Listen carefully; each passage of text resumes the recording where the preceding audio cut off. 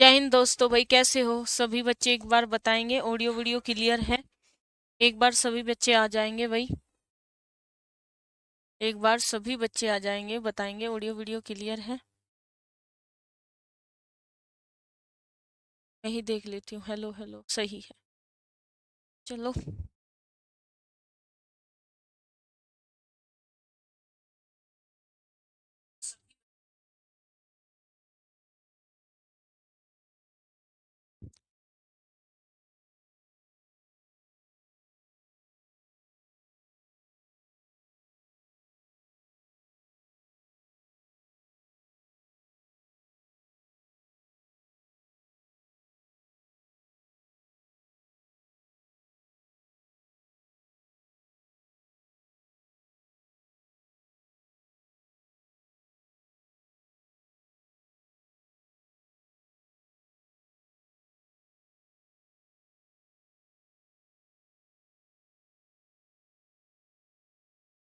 तो जय हिंद भाई सभी बच्चे।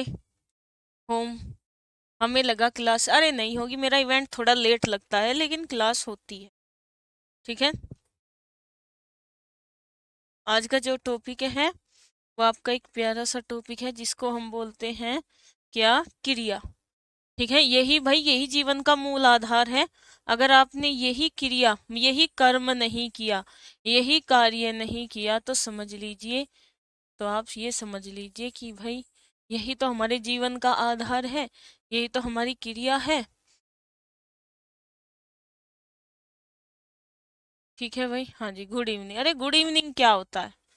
क्या होता है गुड इवनिंग? राधे राधे बोलो, राम राम बोलो, जय श्री राम बोलो, जय श्री श्याम बोलो, जय भीम बोलो। ठीक है। Good evening. 4 दिन से क्लास बंद नहीं था भाई, सोमवार और मंगलवार 2 दिन क्लास नहीं हो पाई क्योंकि भाई घर में शादी थी, इसलिए घर की शादी को नहीं टाल सकते, लेकिन अगर कहीं बाहर रिश्तेदार में शादी है तो वहां की टाल सकते हैं। ठीक है। हर हर महादेव। चलो भाई, क्रिया। अब आपका क्रिया स्टार्ट है। ठीक है, ये तो आपको सभी को पता ही है। क्या? क्या पता है मैम? आप बोलोगे कि मैम हमें क्या पता है कि भाई जो क्रिया है ना, क्रिया, भाई ये आपका अविकारी शब्द है। ये क्या है आपका? वो सॉरी, विकारी शब्द है। ये तो आप सभी को पता ही है। क्या पता है आपको कि क्रिया विकारी शब्द है? ठीक है भाई, क्रिया क्या है? विकारी शब्द है। क्रिया, क्रिया की परिभाषा क्या होती है? मैंने बताया है भाई, यही है जीवन का आधार। किसी कार्य का करना या होना पाया जाए, किसी कार्य का करना या होना पाया जाए, वही आपका क्या कहलाता है? क्रिया कहलाता है। ठीक है। नहीं नहीं भाई, मैं डेली क्लास लेती हूँ, सिर्फ सोमवार और मंगलवार मेरी क्लास नहीं हो पाई है। ठीक है भाई, क्योंकि मेरे ताऊ के लड़के की शादी थी, इसीलिए 2 दिन की छुट्टी लगी है। आज आई हूँ। आज आपकी क्लास लग चुकी है, अब कोई छुट्टी नहीं, अब कोई क्लास, कोई शादी नहीं, अब हम डेली पढ़ेंगे। ठीक है। तो किसी कार्य का करना या होना पाया जाए, वो क्या कहलाती है? क्रिया कहलाती है। जैसे मैंने लिखा, बोल लो, बोलना, हंसना, ठीक है, खांसना, छींकना, ठीक है, छींकना, तो ये सब क्या है आपकी? ये सब आपकी क्या है? ये क्रिया है भाई, क्रिया। ठीक है। और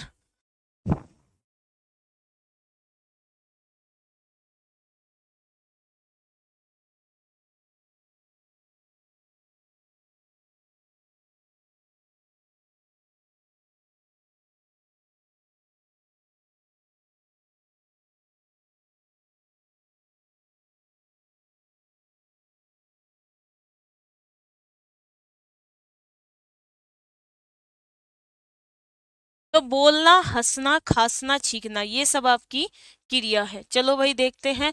हमने यही पढ़ा कि क्रिया क्या है? एक विकारी शब्द है। क्रिया मतलब कर्म करना, कार्य करना, जिस पर भगवान श्री कृष्ण जी जोर दे गए थे गीता में। कर्म करो, फल की इच्छा मत करो। क्रिया करो भाई, कर्म करो, कार्य करो, मेहनत करो। ठीक है। परिभाषा, भाई काम का या तो करना, या तो आप काम को करोगे या फिर काम को आप होते हुए देखोगे, लेकिन काम जरूर होगा। ठीक है। अब आता है भाई धातु। क्या आता है? धातु। कि ये धातु क्या होता है? देखो धातु, कभी कभी एग्जामिनर क्या करता है, धातु की परिभाषा के पीछे पड़ जाता है ना। तो क्रिया का मूल रूप, मैं कहती हूँ मूल का मतलब क्या होता है? अरे भाई जहां से क्रिया आई तो हम कहे क्रिया का मूल रूप। क्रिया का मूल रूप को हम क्या कहते हैं? धातु। अरे भाई इस मूल का मतलब क्या है? भाई मूल कहते हैं जड़ को, कहते हैं कि तुम आई कहाँ से, तुम्हारा जन्म कहाँ से हुआ। तो कहते हैं ना कि क्रिया का जन्म कहाँ से हुआ, तो भाई क्रिया का जन्म धातु से हुआ। ये धातु आई कहाँ से? भाई ये हमारी धातु जो आई है ना, ये संस्कृत की देन है। किसकी देन है? संस्कृत की देन है। ठीक है, याद रखोगे कि धातु क्रिया का मूल रूप है, मतलब हमारी जो क्रियाओं का जन्म हुआ है वह धातु से हुआ है। संस्कृत में पढ़ोगे आप ये बात। ले और धातु है क्या? ये संस्कृत में होती है भाई आपकी। प्रणाम जी प्रणाम, आप पढ़ो बस। अब आता है देखो कैसे। ठीक है भाई, जैसे भाई हंस, जैसे मैंने कह दिया छींक, तो जैसे छींक है, आप ये क्या है? क्रिया का धातु रूप है। आप इसमें ना जोड़ दोगे तो ये क्या हो जाएगा? छींकना। क्या हो जाएगा? छींकना। जैसे आपने लिया जा और इसमें आपने ना प्रत्यय जोड़ दिया तो क्या बना? जाना। तो ये क्या है? ये क्या है? क्रिया, ये है धातु। ये क्या है? धातु। जैसे पठ धातु, आप जैसे इसमें ना जोड़ोगे तो क्या बन जाएगा? ठीक है, पढ़ धातु में क्या बन जाएगा? पट संस्कृत में बोलते हैं, पढ़ हिंदी में बोलते हैं। बिल्कुल बिल्कुल सही बात।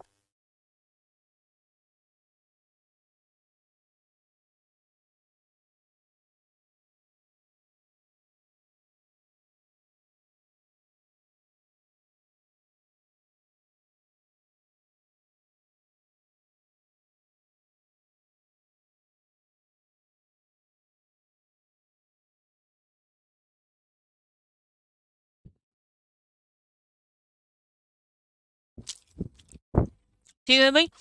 सर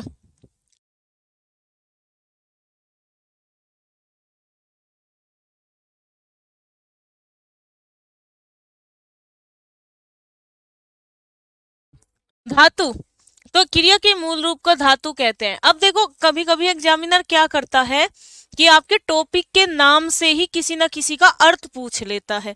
ठीक है, ये अब प्रचलन में है, ये क्वेश्चन अब प्रचलन में है। तो एग्जामिनर क्या करता है, टॉपिक का नाम उठाएगा, ठीक है, कोई भी शब्द ले लेगा जो उस टॉपिक में आता है और उसका शाब्दिक अर्थ पूछ लेता है। अब तक रस का पूछा जा चुका है कि रस किस धातु से बना है, सर्वनाम का पूछा जा चुका है, छंद का पूछा जा चुका है, और भाई आने वाले टाइम में आपका धातु का भी जरूर पूछा जाएगा।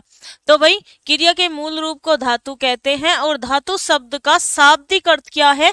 शब्द योनि, मतलब जहां से हमारी क्रिया बनती है। तो धातु का शाब्दिक अर्थ भी आपको याद रखना है। ठीक है, धातु का शाब्दिक अर्थ भी आपको याद रखना है।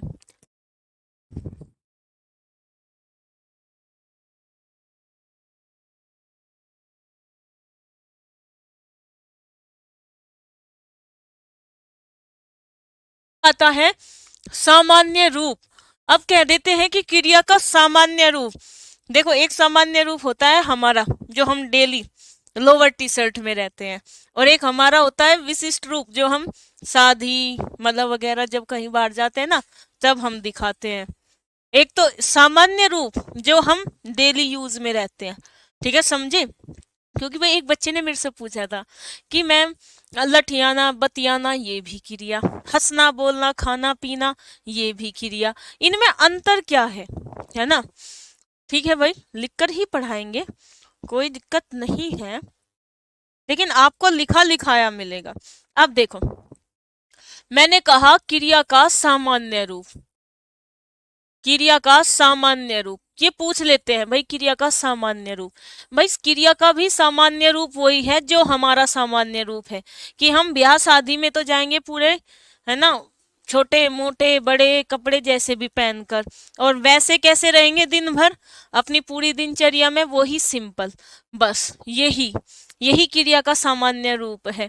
जब आप लिख दोगे ना उसमें इयाना प्रत्यय, विभिन्न प्रकार के प्रत्यय जोड़ दोगे तो समझ लो क्रिया जारी है साधी में।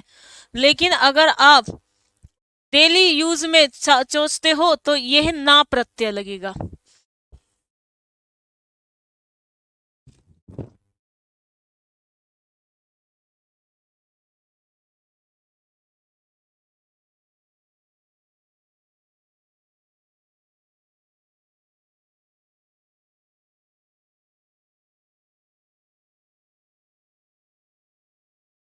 जैसे मैंने लिखा धातु का जा धातु लिखी, मैंने उसमें ना प्रत्यय जोड़ दिया तो हमें क्या मिला, जाना मिला। मतलब इसके अंत में क्या है, ना है। तो मतलब अगर धातु के अंत में आपको ना मिले तो वो क्या होता है, क्रिया का सामान्य रूप होता है। जैसे मैंने लिखा गा धातु में ना जोड़ दिया तो क्या मिला, गाना। खा धातु में मैंने ना जोड़ दिया तो मुझे क्या मिला, खाना। पी धातु में मैंने ना जोड़ दिया तो मुझे क्या मिला, पीना। क्या मिला, पीना। मैंने हस धातु में ना जोड़ दिया तो मुझे क्या मिला, हंसना। तो ये जहां ना प्रत्यय आपको मिलेगा वो क्रिया का सामान्य रूप होगा। आए समझ, आया समझ दीपक? तो भाई अब आपको पता चल गया होगा कि क्रिया का सामान्य रूप क्या है सागर जी। ठीक है सागर पांडे, तो आपको समझ आया कि अगर आप धातु में जो क्रिया का मूल रूप होता है उसको ना जोड़कर आपको क्या मिलेगा, क्रिया का सामान्य रूप मिलेगा। ठीक है समझ गए क्या होता है क्रिया का सामान्य रूप? जवाब देंगे वही बच्चे। बस यही बात यहाँ लिखी है कि जहां ना मूल धातु में अगर आप ना जोड़ दोगे तो हमें क्रिया का सामान्य रूप मिलेगा, जब धातु प्लस प्रत्यय बराबर सामान्य रूप।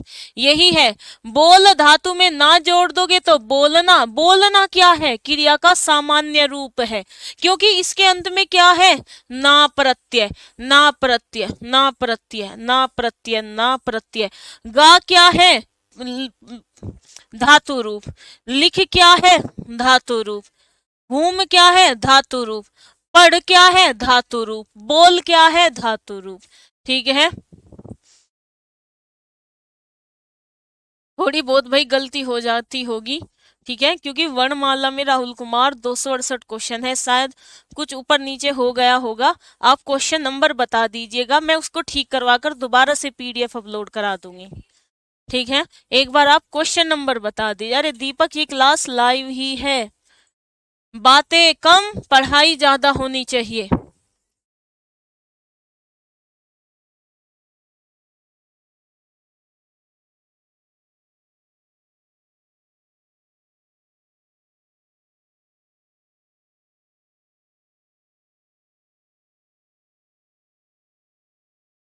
ठीक है भाई,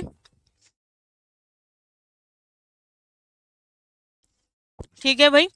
अब आता है, अब आपने पढ़ लिया कि धातु में ना जोड़ा क्रिया का सामान्य रूप मिला। आपने पढ़ा क्रिया के मूल रूप को धातु कहते हैं, कहने का मतलब यह है कि क्रिया का जो जन्म हुआ वो धातु से हुआ। अब बात आती है, लेकिन हमारी हिंदी में, हिंदी में हम एक क्वेश्चन आ सकता है भाई आपके आने वाले एग्जाम में कि हम क्रिया का निर्माण, जैसे आपने पढ़ा है ना भाववाचक संज्ञा का निर्माण कितने प्रकार से हो सकता है, तो भाववाचक संज्ञा का निर्माण जातिवाचक से, सर्वनाम से, विशेषण से, ठीक है, क्रिया से और अव्यय से, मतलब 5 प्रकार से। इसी तरीके से आपके आने वाले एग्जाम के, देखो आने वाले एग्जाम का क्वेश्चन, एक तो ये, एक तो ये कि धातु का शाब्दिक अर्थ क्या है, ठीक है, एक तो एग्जाम्पल ये, ठीक है, ये याद रखना। और एक ये कि हिंदी में क्रियाएं कितने प्रकार से, आप क्रियाओं का निर्माण कितने प्रकार से कर सकते हो। तो याद रखना, याद रखना कि आप हिंदी में क्रियाएं 3 प्रकार के शब्दों से बनती है। मतलब क्रिया का निर्माण देखो भाई कैसे करेंगे, क्रिया का निर्माण देखेंगे हम।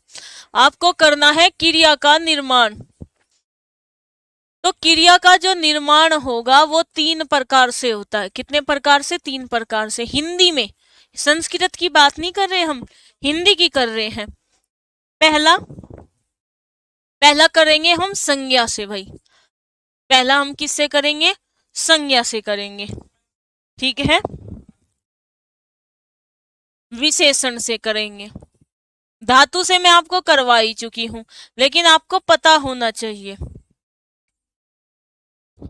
होता तो सर्वनाम से भी है, जैसे अपना से अपनाना, लेकिन उसके बहुत ही लिमिटेड सोर्स है।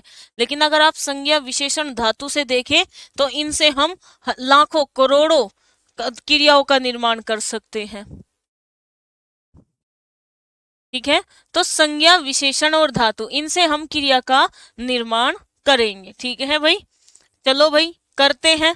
ये रही भाई, धातु से तो आप बना ही चुके हो। ना प्रत्यय जोड़ो, धातु के मूल रूप में ना प्रत्यय जोड़ो तो आपको धातु से बनने क्रिया, ये तो मैं आपको बता चुकी। अब आता है संज्ञा से बनने वाली क्रिया। अब हम संज्ञा से कराएंगे। नमस्ते भाई, नमस्ते। अरे यार सॉरी।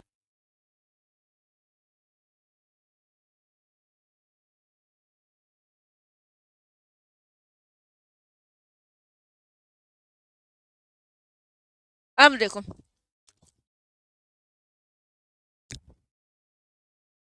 जैसे अब हम बनाएंगे संज्ञा से, ठीक है। संज्ञा से बनाएंगे। संज्ञा कौन कौन सी है? जैसे मैंने लिया हाथ, हाथ संज्ञा है। मैंने ली लाठी, लाठी क्या है? संज्ञा है। क्या है? संज्ञा। संज्ञा से भी बनाएंगे भाई, संज्ञा से भी बनता है।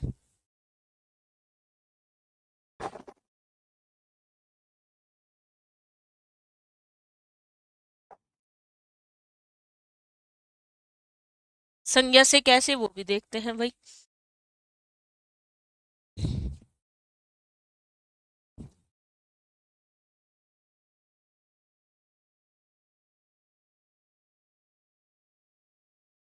चलो भाई, पहले तो हम लिख लेते हैं संज्ञा। पता है, हम संज्ञा से क्रिया का निर्माण कर सकते हैं ई आना प्रत्यय जोड़कर। क्या जोड़कर? ई आना प्रत्यय जोड़कर। देखो कैसे। हाथ से क्या बना? हथियाना। लाठी से क्या बना? लठियाना। बात से क्या बना? बतियाना। और गाली से क्या बना? गलियाना। क्या बना? गलियाना। तो ये जो क्रियाओं का निर्माण हुआ है, ये हमने किया है भाई संज्ञा से। किससे किया है? संज्ञा से। अब देखो, अब हम करेंगे भाई विशेषण से, ठीक है भाई। अब हम करेंगे, ठीक है भाई। गर्म, डर, चिकना, ठीक है।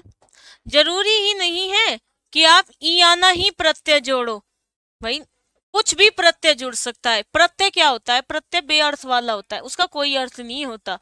जैसे गर्म से क्या बना? गरमाना। क्या बना? गरमाना। यहाँ आपने आना प्रत्यय जोड़ा। डर से क्या बना? डरना। डरना भी बनता है, डराना भी बनता है, ठीक है। चिकना से क्या बनेगा? चिकनाना। तो भाई इस तरीके से आप क्या करोगे? विशेषण से, संज्ञा से, धातु से विभिन्न प्रत्यय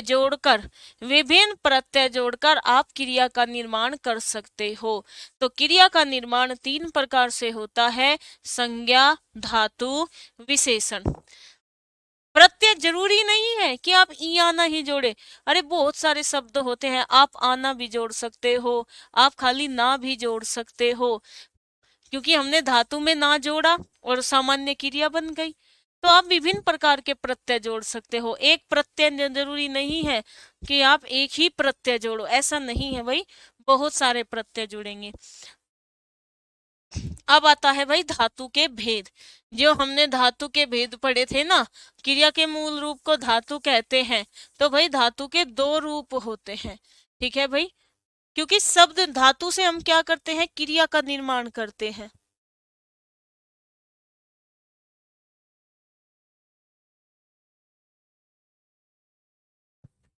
ठीक है भाई।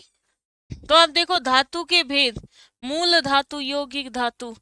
हाँ जी, बिल्कुल सही कहा राहुल कुमार। इसका भी जवाब है मेरे पास आपका। मैं कहूं दीपावली क्या है, बताओ चलो।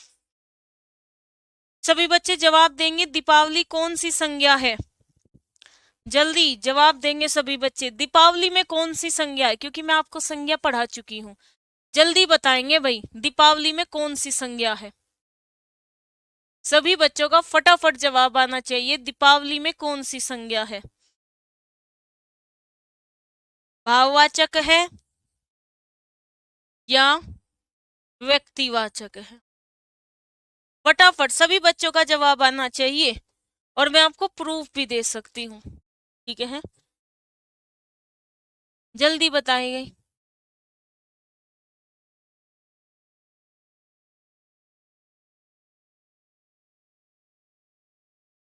अभी तक जवाब नहीं आया है, आप कंफ्यूज क्यों हो कि दीपावली क्या है?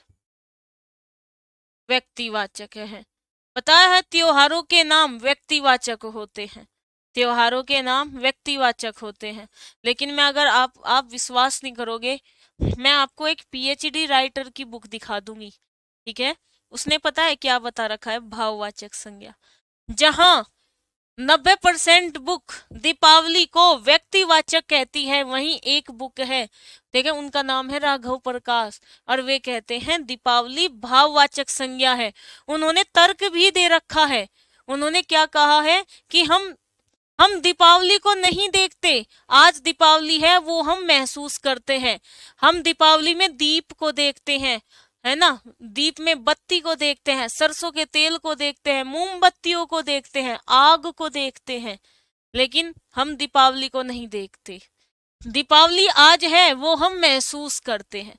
उन्होंने बिल्कुल तर्क भी दे रखा है इस बात का।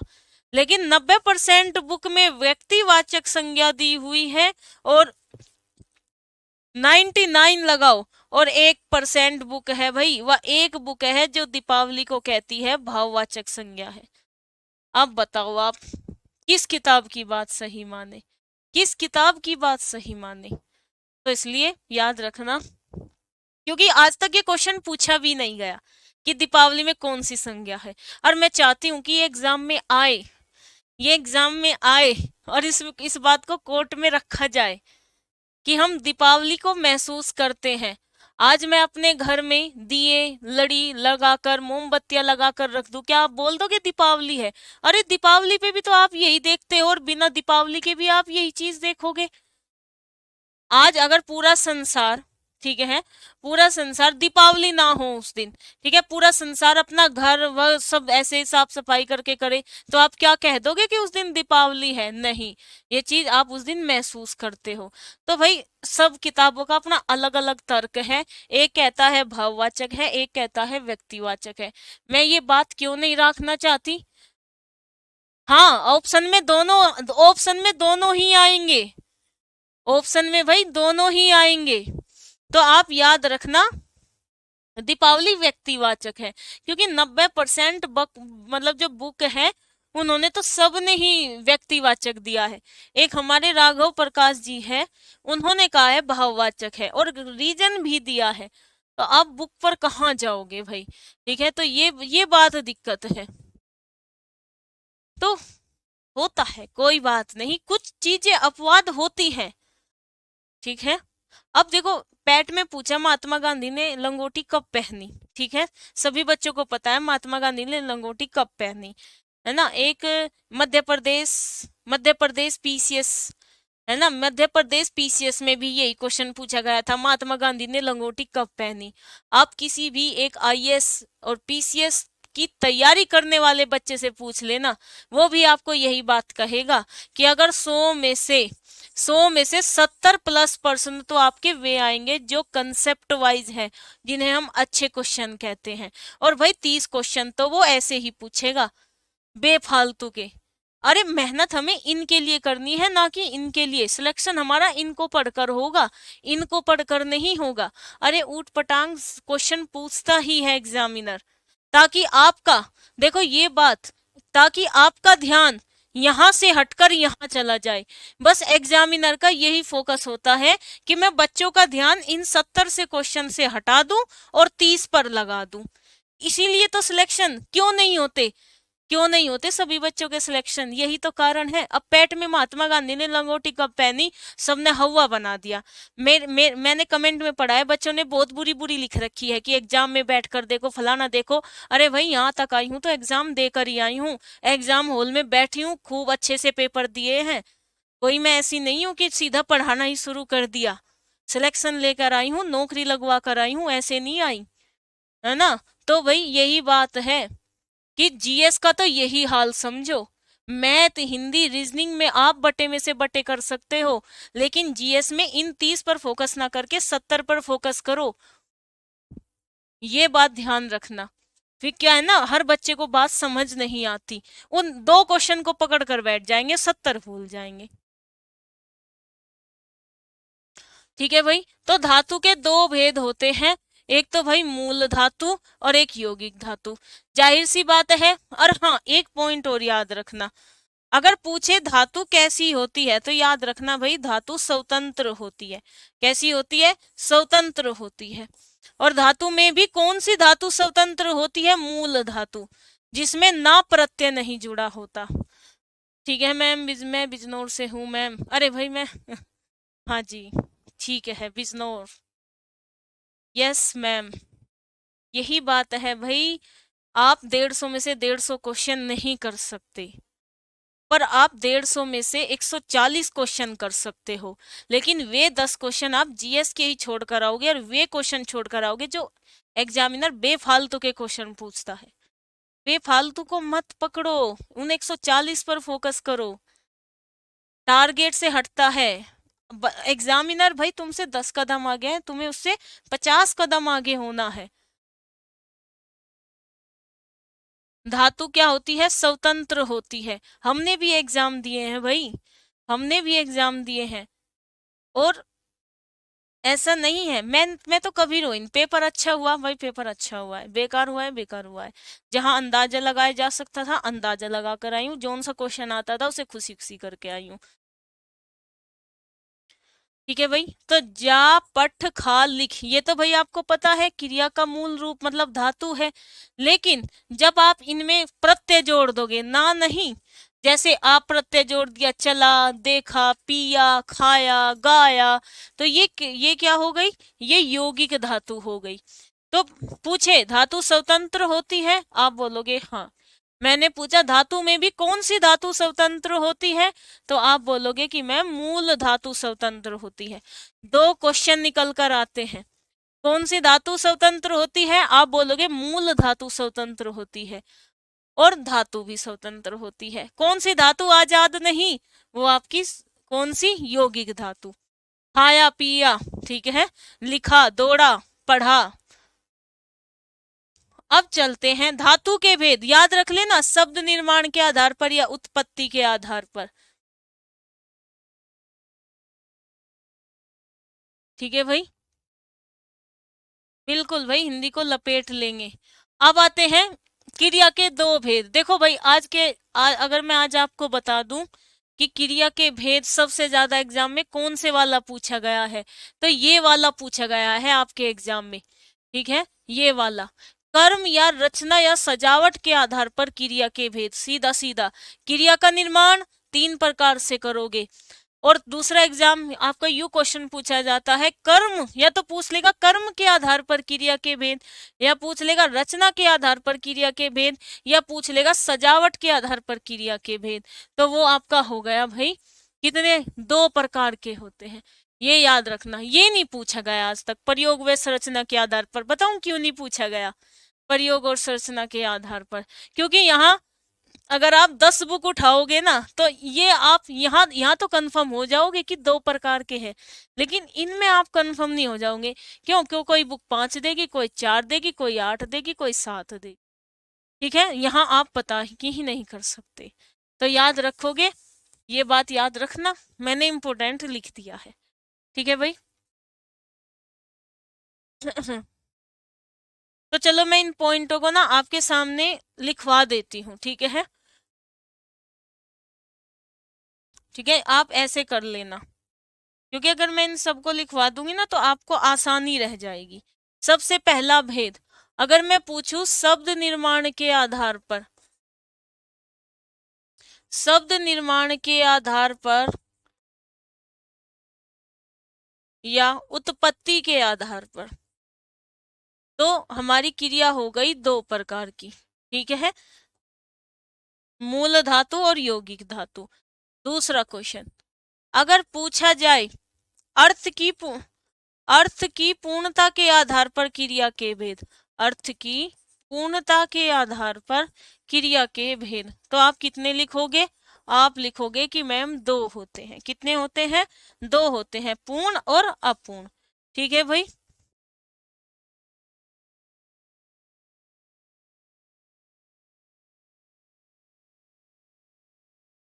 ठीक है, तीसरा है कर्म, रचना और सजावट। ठीक है भाई, के आधार पर क्रिया के भेद, के आधार पर क्रिया के भेद, तो कितने लिखोगे? आधार के भेद कितने लिखोगे? दो लिखोगे।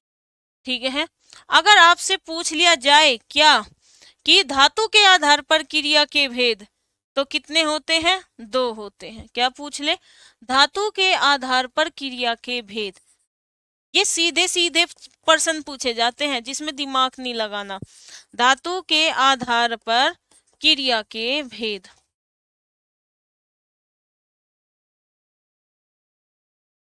किस खुशी?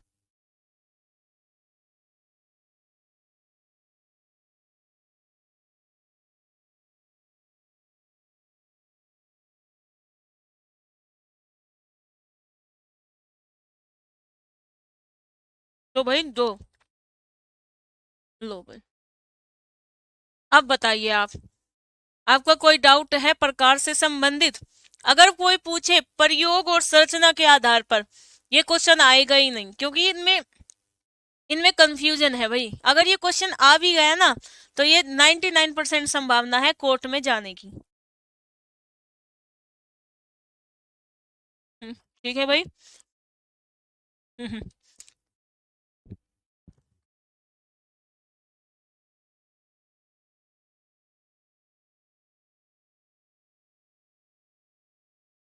तो देखेंगे भाई। अब देखो भाई, अर्थ की पूर्णता के आधार पर एक तो पूर्ण और अपूर्ण, एक होता है धातु के आधार पर क्रिया के भेद, तो कर्दंत क्रिया और नाम धातु क्रिया। और यही हम कहाँ पढ़ेंगे? प्रयोग व संरचना के आधार पर।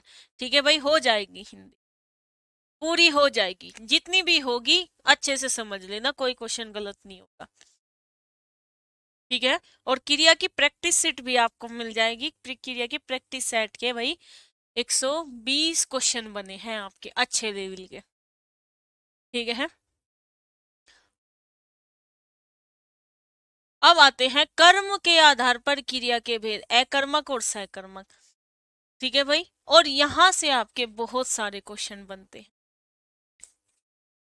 अब देखो, अकर्मक क्या होता है,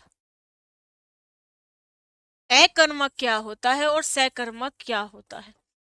अकर्मक, जहां कर्म ना हो। ए मतलब नहीं, कर्म मतलब कर्म। ठीक है, कर्म मतलब कर्म ही होता है, जहां कर्म न हो, जहां कर्म न हो। अब एक होता है सकर्मक, स का मतलब होता है साथ में। ठीक है, जहां कर्म हो, जहां वाक्य में क्या हो? कर्म हो। और कर्म की पहचान आप कैसे पहचानोगे? कर्म को कैसे पहचानोगे? आप पहचानोगे, क्रिया के पास जाओगे।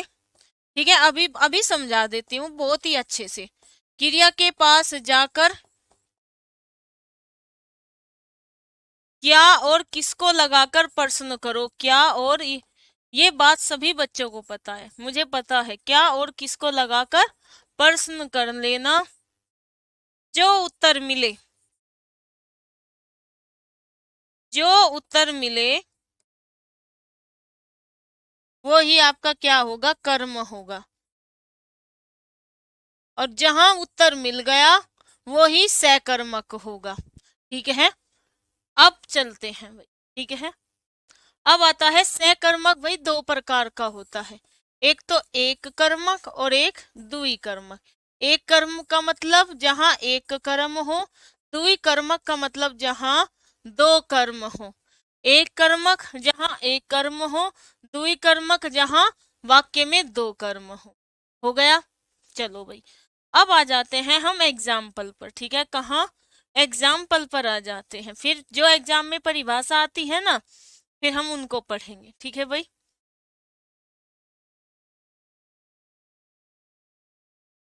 चलो, एक प्यारा सा एग्जाम्पल है भाई, वो मैं आपके लिए लाई हूं। मैंने लिया, लड़का को लड़की को सुला लेते हैं भाई, ठीक है। लड़की इस कमरे में सोती है, लड़की इस कमरे में सोती है, ठीक है। एक वाक्य ये रहा, सेम यही वाक्य दूसरा लिख देती हूं मैं। लड़की इस कमरे में गहरी नींद में सोती है।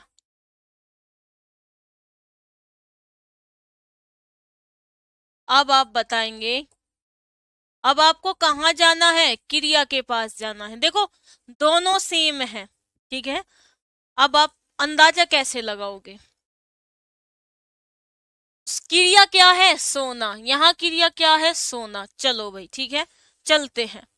हाँ जी, तो लड़की इस कमरे में क्या सोती है, क्या से जवाब करना है और किसको जवाब करना है, ठीक है भाई। तो किसको, क्या सोती है और किसको सोती है। तो देखो लड़की इस कमरे में क्या सोती है, जवाब नहीं मिला। क्या सोती है, हमें जवाब नहीं मिला, तो ये क्या है, अकर्मक है। फिर हम गए दूसरे वाक्य में, लड़की इस कमरे में क्या सोती है, जवाब मिला गहरी नींद। हमें क्या जवाब मिला कि वो तो इस कमरे में गहरी नींद में सोती है। तो ये गहरी नींद क्या है, ये आपका कर्म है। क्या है जी, कर्म है। तो ये आपका क्या हुआ, सकर्मक हुआ। और सकर्मक में भी एक कर्मक हुआ, क्योंकि इस वाक्य में एक कर्म है, ठीक है। क्या है, इस वाक्य में एक कर्म है। फिर मैं लाती हूं आपके लिए दूसरा।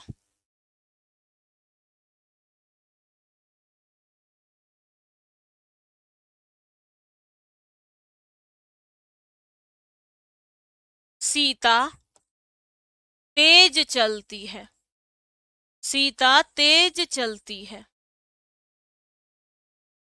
फिर दूसरा वाक्य लिया हमने, चौथा वाक्य, सीता शतरंज में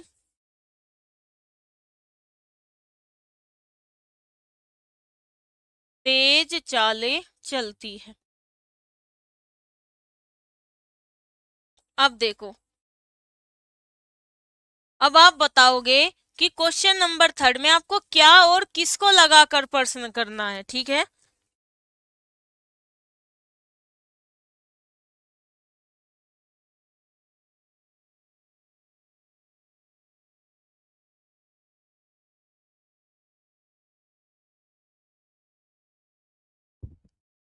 अरे शतरंज में नहीं होता, शतरंज की होता है। अब आप बताएंगे भाई, शतरंज की अच्छी अच्छी चालें चलती है।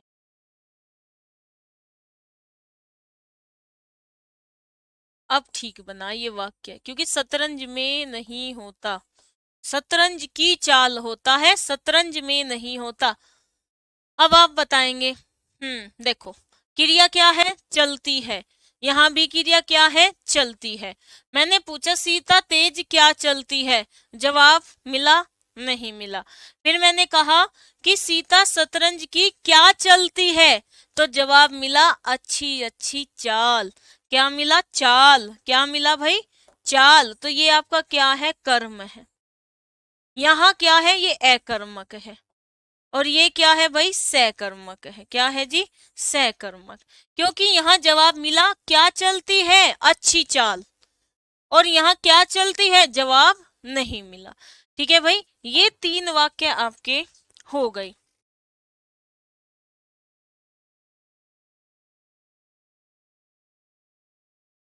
अब चलते हैं और एग्जाम्पल लेते हैं।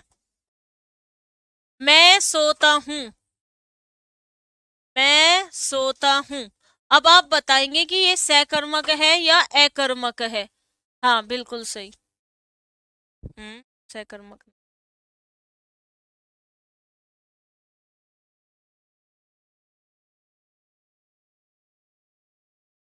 उसने खाई,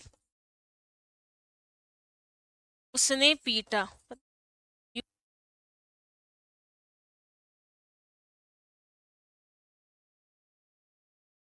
मैं सोता हूं, उसने खाई, उसने पीटा।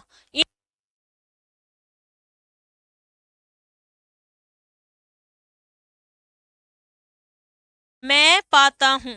अब आपको इन वाक्य में बताना है। बता कर जा तू भी, जेल जेल की पुलिस की तैयारी करनी। ठीक है तो कोई नहीं। अब आप बताएंगे। आप पर समझ नहीं आया, क्या समझ नहीं आया आपको क्रिया के पास जाना है। अब आएगा समझ, कोई बात नहीं, मैं समझाऊंगी ना आपको, मैं समझाऊंगी। आप चाहे मुझे आज का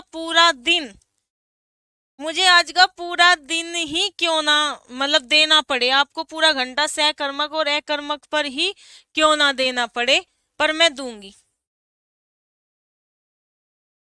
पर ये वाक्य आपको घुमाने वाले हैं। अगर आपने ये वाक्य समझ लिए ना, समझ लो घूमोगे नहीं कभी भी।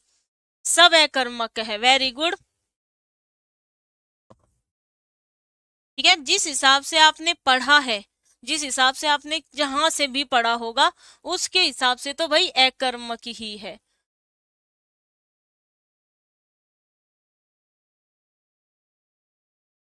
मैं सोता हूं, मैं सोता हूं, क्या क्या जवाब मिला, मैं क्या सोता हूं, जवाब नहीं मिला। ये क्या है, अकर्मक है। और दूसरा लॉजिक, क्या और किसको लगाकर तो है ही। भाई आप सपोज करो मोनिका सो रही है, तो सोने का प्रभाव किस पर पड़ेगा। सोना क्रिया है, क्रिया का फल किसको मिलेगा, मोनिका को, आराम उसे मिला। ठीक है, उसने खाई, ये क्या है भाई, उसने खाई, क्या और किसको लगाकर। चलो भाई हम गए वाक्य में, उसने क्या खाई, उसने क्या खाया या क्या खाई उसने, जवाब नहीं मिला, कोई बात नहीं। उसने पीटा, उसने पीटा, मतलब किसी ना किसी को पीटा उसने पीटा, चलो कोई बात नहीं। मैं पाता हूं, मतलब कुछ ना कुछ उसने पाया है।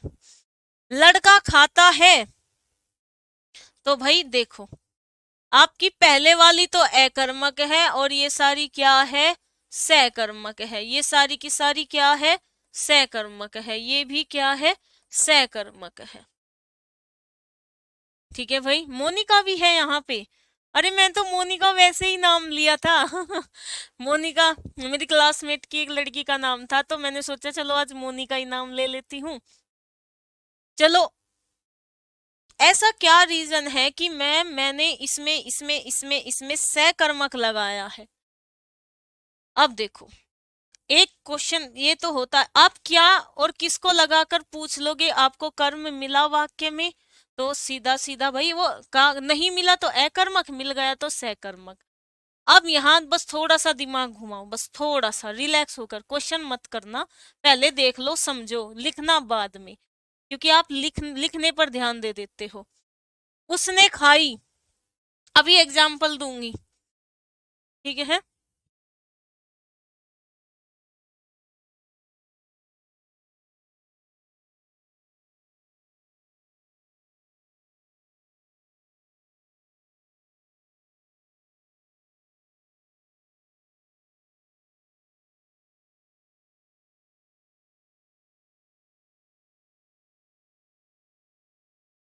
सपोज करो ये क्या है भाई, रसगुल्ला है ये। ठीक है, ये क्या है भाई, रसगुल्ले हैं ये। देखो, उसने खाई, मैंने खाया, छोड़ दो इसको भी। मैंने क्या, आप बोलोगे स्वाति मैम ने खाया, एक वाक्य तो ये बनता है। एक बच्चा बनाएगा स्वाति मैम ने रसगुल्ला खाया। अब एक बात समझो, देखो सुनना, ध्यान से सुनना भाई। अभी मैंने रसगुल्ला खाया है, ये मैं इसलिए लाई हूं ताकि आपको एग्जाम्पल समझा सकूं। देखो, स्वाति मैम ने खाया, ठीक है, स्वाति मैम ने रसगुल्ला खाया, दो वाक्य हैं ये, इनको बाद में देखेंगे, पहले ये समझो। ठीक है भाई, एक वाक्य है स्वाति मैम ने रसगुल्ला खाया, ठीक है, स्वाति मैम ने खाया। अब आप बताओ कि ये दोनों वाक्य सकर्मक है या अकर्मक है। तो देखो, ये दोनों के दोनों वाक्य सकर्मक है, ये भी सकर्मक है और ये भी सकर्मक है। क्यों? आप एक बात बताओ, खाने के लिए भाई मुझे कर्म चाहिए। मैम हम लोगों को भी आप लालचा, अरे यहाँ समझ लो, मैं आपको बहुत, आप एक विश्वास नहीं करोगे, जेल वार्डन एक कांस्टेबल के, एक ही बच्चा मुझसे पूछ रहा था कि मैम कांस्टेबल का लेवल क्या है। भाई एक क्वेश्चन ऐसा पूछ लिया सकर्मक और अकर्मक का कि बच्चे कंफ्यूज। और ताज्जुब की बात है, किसी ने सबसे पढ़ा होगा, ये बात कोई नहीं बताता, ये बात बताता ही नहीं कोई, क्योंकि भाई कोई सिरदर्दी नहीं लेगा। ये बात मैं आपको एप्लीकेशन पर बोल रही हूँ, कोई नहीं बताएगा। क्यों नहीं बताता? सिरदर्दी नहीं लेता। अब आपको मैं बता रही हूँ, मैं स्वाति मैम ने खाया, भाई मैंने कुछ ना कुछ तो खाया ही होगा। अरे खाने की क्रिया बिना कर्म के नहीं हो सकती, खाने वाली क्रिया बिना कर्म के नहीं हो सकती। यहाँ क्या है, स्वाति मैम ने रसगुल्ला खाया, क्रिया क्या है, खाया, क्या क्रिया क्या है, खाया। देखो मैंने लिखा है स्वाति मैम ने रसगुल्ला खाया,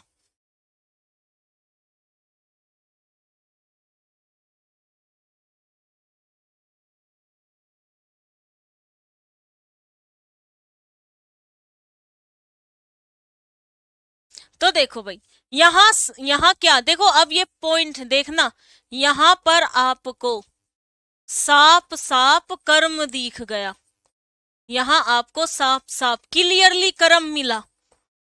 यहाँ क्या है, यहाँ संभावना है, यहाँ क्या है, संभावना है। और ये भी बात पक्की है कि खाने वाली क्रिया बिना कर्म के नहीं होगी, तो दोनों की दोनों क्या है, सकर्मक है। हाँ, अब बात आती है, पता चल रहा है मैम खाना जो है वो बिना कर्म के संभव ही नहीं। अब यही बात आपके एग्जाम में आ जाए। अब एक बात बताओ, प्यारा सा कमेंट करो भाई, बताओ कि मैं कहूं कि इन दोनों में से एक वाक्य को सिलेक्ट करो, एक इन दोनों में से बताओ कि सकर्मक कौन सा है। अभी तो मैंने आपको बताया कि दोनों है। हाँ जी, खाने का काम नहीं हुआ, खाने के लिए, अरे भाई खाने के लिए कुछ ना कुछ चाहिए, केला खा चाहिए, अरे संसार में इतनी चीजें हैं, आपको अगर आप खाने की क्रिया करते हो ना, तो उसके लिए आपको कुछ ना कुछ कर्म चाहिए, ऑब्जेक्ट चाहिए, ठीक है। अब आप बताएंगे स्वाति मैम ने खाया, हमें यहाँ नहीं पता कि क्या खाया, लेकिन संभावना क्या है कि खाने की क्रिया बिना कर्म के नहीं होती। देखो एग्जामिनर दो तरह के क्वेश्चन बनाता है यहाँ से। ये क्वेश्चन आपके यूपी पुलिस, यूपी वाले बच्चे खुश हो जाओ, आपके तो बहुत आसान क्वेश्चन पूछे जाते हैं सकर्मक अकर्मक से। आप यही राजस्थान पुलिस एसआई के क्वेश्चन उठा लेना, सकर्मक और अकर्मक आपको सोचने पर मजबूर कर देगा, इतने बेहतरीन लेवल के सेंटेंस दिए हुए हैं। मैं तो बहुत हिम्मत मानती हूँ राजस्थान वाले बच्चों की। अगर मैं कहूं कि इन दोनों में से सकर्मक कौन सा है, तो आप बोलोगे कि मैम पहले वाला है। क्यों? क्योंकि भाई यहाँ आपको साफ साफ कर्म मिला है, संभावना वाले को हम पीछे ले जाएंगे, ठीक है। अब समझ गए, जिस वाक्य में संभावना हो, ठीक है, आपको 4 एग्जाम्पल मिलेंगे वहां, हालांकि इतना टफ आएगा नहीं, पर क्या पता राजस्थान वाले बच्चे भी यूपीएसआई की तैयारी कर रहे हो, राजस्थान वाले बच्चे भी यूपी पुलिस कांस्टेबल की तैयारी कर रहे हो, मध्य प्रदेश वाले भी कर रहे हो, क्या पता उत्तर प्रदेश वाले बच्चे बिहार की, मध्य प्रदेश की, राजस्थान की तैयारी कर रहे हो। तो समझ लो, यहाँ कर्म साफ साफ दिखाई दिया, यहाँ संभावना जताई है। ठीक है, अगर जिस वाक्य में कर्म साफ साफ मिल जाए तो प्राथमिकता उसको देंगे। जहां कर्म साफ साफ मिल जाए प्राथमिकता उसको देंगे। जहां कर्म साफ साफ ना दिखे, आपको वहां संभावना लगती है, तब जाकर हम इसको सिलेक्ट करेंगे। होते दोनों सहकर्मक ही है। अब हम यहां चलेंगे भाई। मैं सोता हूं अकर्मक है। उसने खाई, अब बताया तो है मार, क्या पता उसने मार खाई हो, जरूरी थोड़ी बेचारे ने खाना खाया हो, क्या पता उसने मार भी खाई हो, पिटाई खाई हो, मम्मी ने मार दिया हो, पीट दिया हो।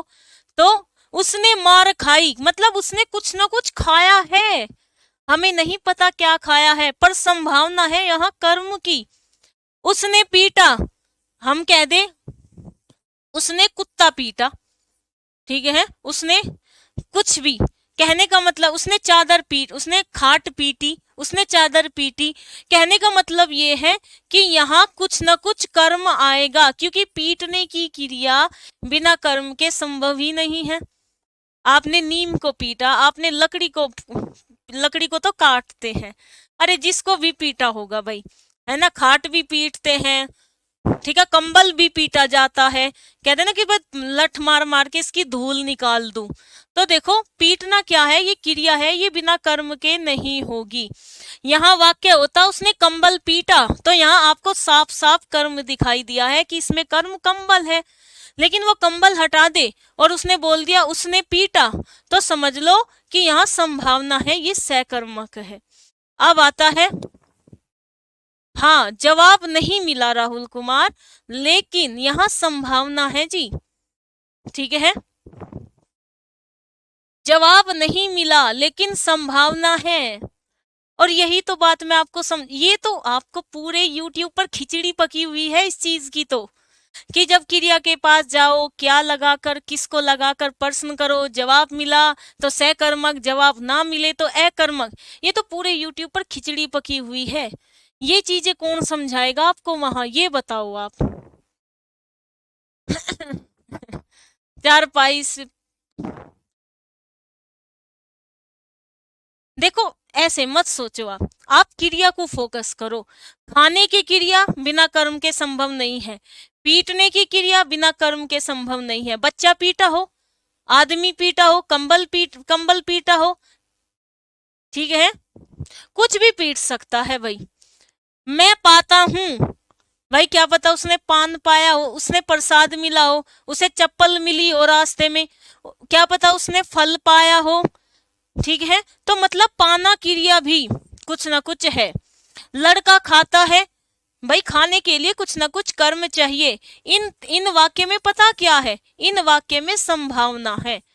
यहाँ कर्म की क्या है, कर्म की संभावना है। और कहने का मतलब ये है कि जहां कर्म की संभावना होगी हम उसे सहकर्मक कहेंगे, ना कि अकर्मक। ये बात गांठ बांध कर लेना। अब आता है, देखो आपसे बात करने के चक्कर में एक एग्जाम्पल दिमाग से निकल गया। हाँ ये ले लो भाई, लड़की, सिंपल सा ले लेते हैं, मैं पीती हूँ, मैं पीती हूँ। अब बताओ यहाँ क्रिया क्या है, पीना। अब वो पीती है, अब देखो भाई मैं, ये रहा मेरे हाथ में गिलास, आप बोलोगे कि मैंने पानी पिया, मैं पानी पीती हूँ। यहाँ आपको कर्म साफ साफ मिल गया कि कर्म पानी है, लेकिन मैंने पानी हटाकर वाक्य दे दिया आपको, मैं पीती हूँ। तो बताओ वाक्य में सहकर्मक है या अकर्मक। तो भाई पीने के लिए आपको कुछ ना कुछ चाहिए, कॉफी, चाय, पानी, लस्सी, छाछ, ठीक है, और शराब, कुछ ना कुछ आपको पीने के लिए चाहिए, क्योंकि पीने की क्रिया बिना कर्म के संभव नहीं। तो यहाँ क्या है, ये भी सहकर्मक है। बस ये बात मैं आपको समझाना चाहती हूँ। बिल्कुल भाई, मैं पाता हूँ सहकर्मक है, क्या पता उसने गिलास पाया हो, कुछ भी पा सकता है भाई, ठीक है। आप क्रिया पर जाओ भाई, क्रिया पर। मैं पीती हूँ, एक तो आपको जवाब मिल गया, ये भी सहकर्मक है। मैं पानी पीती हूँ, ये भी सहकर्मक है। अगर मैं कहूँ इन दोनों में से एक बताओ कौन सा सहकर्मक है तो दोनों, लेकिन जहां आपको एक ऑप्शन चुनना पड़े तो उस ऑप्शन को चुनना जिसमें साफ साफ कर्म दिखाई दे। ठीक है भाई। हाँ जी, वाइन भी हो सकती है, मैं वाइन पीती हूँ, क्योंकि पीने की जो क्रिया होती है ना, वो बिना कर्म के संभव ही नहीं है। पीटने की, देखो एक वाक्य और लेती हूं मैं काटती हूँ, ठीक है, मैं काटता हूँ। अब क्या बताओ, क्या पता यार, फल काट रही हो, सेब काट रही हो, केला काट रही हो, क्या पता ये लकड़ी काट रहा हो, ठीक है, कुछ भी काट सकता है। तो यहाँ क्या है, देखो अगर साफ साफ मैं केला काट, सॉरी, मैं फल काटती हूँ, तो यहाँ आपको वाक्य में साफ साफ दी गया कर्म है, तो आप आंख मीच कर लगा दोगे मैम सहकर्मक है। लेकिन मैंने आपको घुमाया और मैंने बोल दिया, मैं लिख देती हूँ मैं काटती हूँ, मैं काटती हूँ। तो भैया याद रखना, काटने की क्रिया चाकू साधन है, क्या है, चाकू साधन है क्रिया का। लेकिन मैंने कहा मैं काटती हूँ, क्या भाई, दुनिया में इतनी चीजें हैं काटने के लिए, कुछ भी काट सकती है, मतलब काटने के लिए आपको कर्म चाहिए। जी ठीक है भाई मैम, मेरा कमेंट दिख रहा है आपको, बिल्कुल दिख रहा है भाई गरी, आप बिल्कुल सही जवाब दे रहे हो। ठीक है, क्लियर हुआ या नहीं हुआ, कुछ चीजें इनमें प्रैक्टिस से होगी भाई। अब यहाँ देखो, यही बात मैंने आपको समझा दी थी, यहाँ रसगुल्ला खाया, यहाँ सिर्फ खाया, यहाँ संभावना है, यहाँ आपको क्लियरली कर्म दिख रहा है। अगर वाक्य में क्लियर कर्म दिख जाए तो गोला उसको लगाना है। ठीक है भाई। क्रिया, कर्म क्रिया में अंतर क्या है मैम, अरे कर्म क्रिया तो होता है भाई कार्य करना, आप हंस रहे हो ये भी कार्य है, लेकिन हंसने के लिए आपको कर्म की जरूरत नहीं है, काटने के लिए, पीने के लिए, लिखने के लिए आपको किसी न किसी कर्म की जरूरत होती है। हाँ देखो, पुनीत कुमार का बहुत बढ़िया जवाब, वो सबसे बेहतरीन क्वेश्चन यही पूछा है। अगर एक में संभावना, एक वाक्य में तो संभावना दी जाए और एक में कर्म आपको साथ साथ दिख जाए और आपको एक सेलेक्ट करना है, तो आप उसमें वो सेलेक्ट करोगे जिसमें आपको बिल्कुल क्लियरली कर्म दिख रहा है, जिसमें आपको साफ पता चल रहा है कि इस वाक्य में ये कर्म है, जहां आपको संभावना ना लगाना पड़े। बहुत ही अच्छा क्वेश्चन पूछा है, बहुत ही शानदार, बहुत ही शानदार।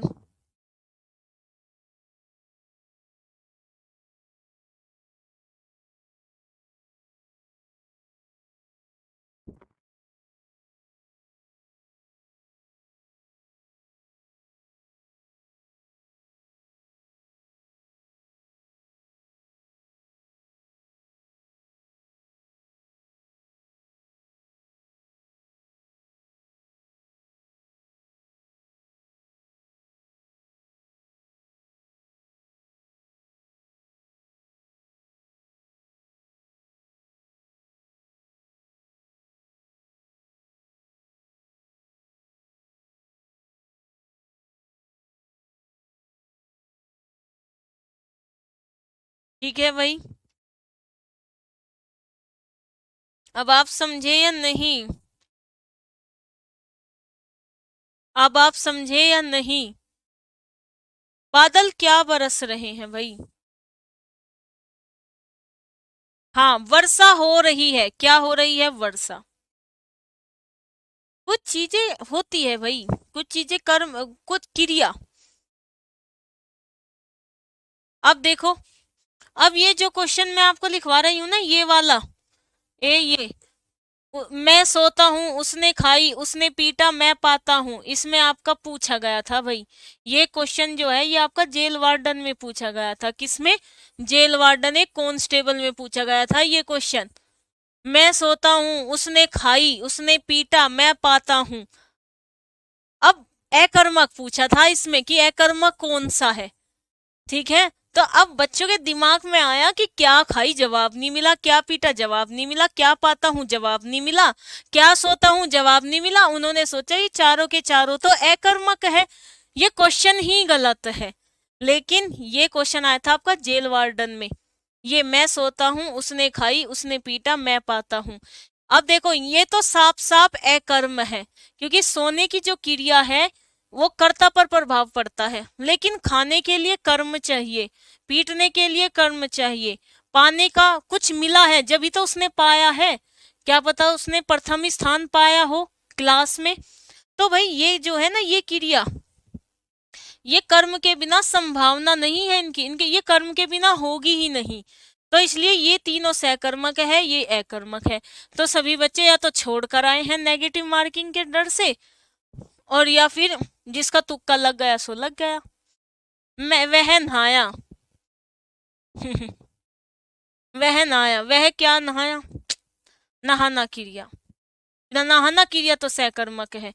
क्यों, ओ सॉरी अकर्मक है, क्यों, क्योंकि नहाना, सपोज करो राकेश नहाया, तो भाई नहाने का प्रभाव किस पर पड़ा, राकेश पर। क्यों पड़ा, भाई पहले नींद में था, नहाने के बाद उसको मिला दिमाग सा जागा, उसका कपड़े बदले, तो मतलब सोने का प्रभाव, हंसने का प्रभाव, हंसने का प्रभाव आप पर पड़ेगा भाई, क्योंकि आपका पेट दुखा हंसते हंसते, आपको अपने होठों को घुमाना पड़ा। थोड़ा सा तो, थोड़ा सा तो लगाओ, थोड़ा सा तो दिमाग लगाओ भाई। तो अब यही बात आती है, ये किताबी वाली लैंग्वेज है। आपके एग्जाम में परिभाषा पूछी जाती है कि जिस वाक्य में क्रिया का फल कर्म पना पढ़कर केवल कर्ता पर पड़ता है उसे हम कहते हैं अकर्मक क्रिया। ठीक है, अकर्मक क्रिया बिना किसी कर्म की आवश्यकता के संपन्न हो सकती है, समझे। अकर्मक क्रिया में वे क्रिया आती है जो बिना कर्म के हो जाए, सकर्मक क्रिया में वे क्रियाएं आती हैं जो कर्म के बिना हो ही ना। डल जाएगी, आज डल जाएगी भाई, कल कल रात ही तो आई हूँ शादी से, कल रात आई हूँ, और भाई सो कर, और आज आज अपनी ई बुक पर काम शुरू कर दिया और बिल्कुल क्लास लेने आई। हाँ बिल्कुल, राम खेलता है और राम क्रिकेट खेलता है। अगर इन दोनों में से एक सेलेक्ट करना हो तो राम क्रिकेट खेलता है, ये क्या है, ये आपका सहकर्मक है।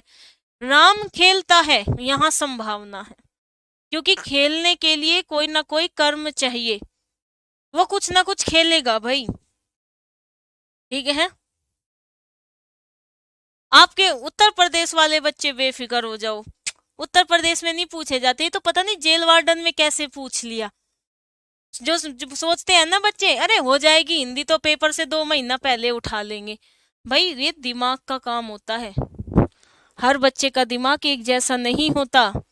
अरे कोई कोई बच्चा तो मात्र 4 महीने में सीजीएल क्लियर कर देता है, खुद मेरे पड़ोस में ऐसा नहीं है, उसका 12th, उसने 12वीं पास करते ही भाई उसका आईआईटी क्लियर हुआ, कानपुर आईआईटी मिला उसको, छोड़ दिया। उसका एनडीए में नंबर आई, नौकरी नौकरी लगी, इंटरव्यू सब क्लियर, छोड़ दिया। कोई कोचिंग नहीं, दिमाग का ही इतना तेज था वो लड़का। उसने एसएससी सीजीएल मात्र 4 महीने में, 4 महीने दिल्ली आया, कोई कोचिंग नहीं करी, सिर्फ अपने रूम पे सेल्फ स्टडी की, पढ़ा और सिलेक्शन पा लिया सीजीएल में, इनकम टैक्स मिला। अब उसने वो भी नौकरी छोड़ दी, कुछ नहीं करा कोचिंग भी नहीं की, फिर उसने सीजीएल पर उसके अब डीएसएस भी, आज वो लड़का एसडीएम है दिल्ली में, आज वो लड़का एसडीएम है दिल्ली में, और आप विश्वास नहीं करोगे बिना कोचिंग के, बिना कोचिंग के है आज वो लड़का। और ऐसा नहीं है दिन रात पढ़ रहा, नहीं, अपनी दुकान पर भी बैठता है और नौकरी भी पाली। क्यों, क्योंकि भाई ये 100 में से 10 बच्चे मिलते हैं ऐसे।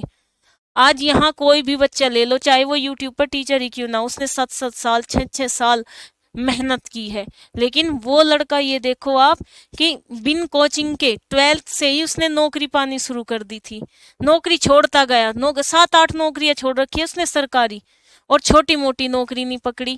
कैसे हुआ उसने, क्योंकि वो ना 6th क्लास से लेकर उसने क्या किया है कि वो जब छोटी क्लास में था ना, उसने तब से ही अपना बेसिक इतना क्लियर कर लिया है कि उसे कोचिंग की जरूरत ही नहीं है। ठीक है भाई, आज उस लड़के की शादी है, लड़की भी एसडीएम ही है। तो भाई ये बात है, हर कोई बच्चा ऐसा नहीं होता।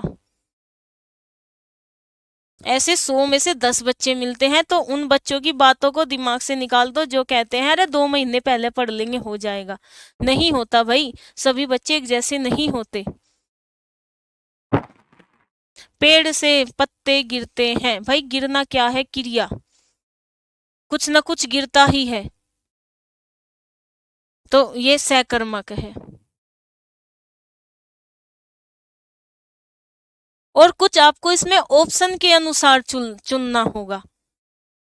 ठीक है भाई, है हमारे साथ एक लड़का, ठीक है, हम चाहते थे कि वो लड़का रैंकर्स गुरुकुल पे पढ़ाए, लेकिन उसने पढ़ाने से मना कर दिया।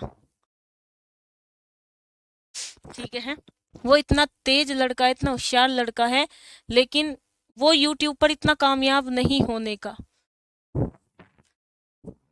क्योंकि उसे, वो सिर्फ पढ़ाने पर विश्वास करता है। कोई मोटिवेशनल लाइन नहीं सुनाएगा, हंसेगा नहीं, बोलेगा नहीं, सीधा पढ़ाकर चला जाएगा, बस इतना ही कर सकता है वो। इसलिए उसने मना कर दिया। अकर्मक क्रिया बिना किसी कर्म की आवश्यकता के संपन्न हो सकती है, हो सकती है नहीं, होती ही है। जिस क्रिया के व्यापार का फल, देखो आप ऐसे भी लॉजिक लगा सकते हो, जहां क्रिया का फल कर्ता पर पड़े, जैसे राधिका सोती है, भाई आराम तो राधिका को मिल रहा है ना, तो सोने का प्रभाव राधिका पर। राधिका हंसती है, भाई पेट तो उसका दुखा ना हंसते हंसते, तो प्रभाव पड़ा राधिका पर।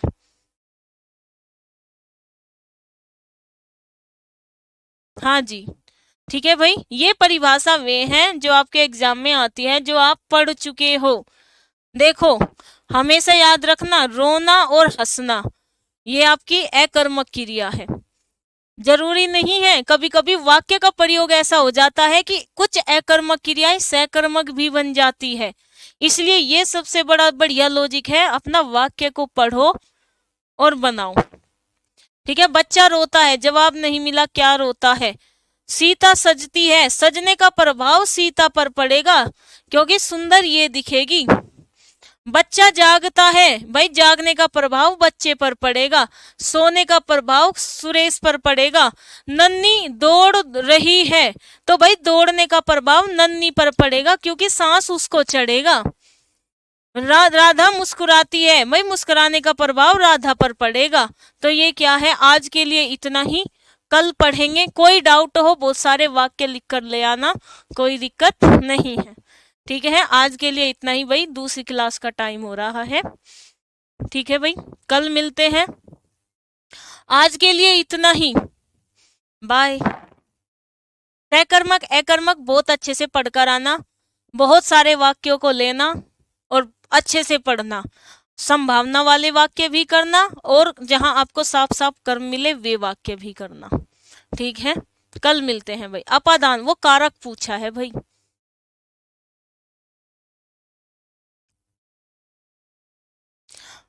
कारक का अपना एक अलग हिसाब है भाई, क्रिया का अपना अलग हिसाब है वो पार्ट उसी का ही, आप जोड़ मत लेना।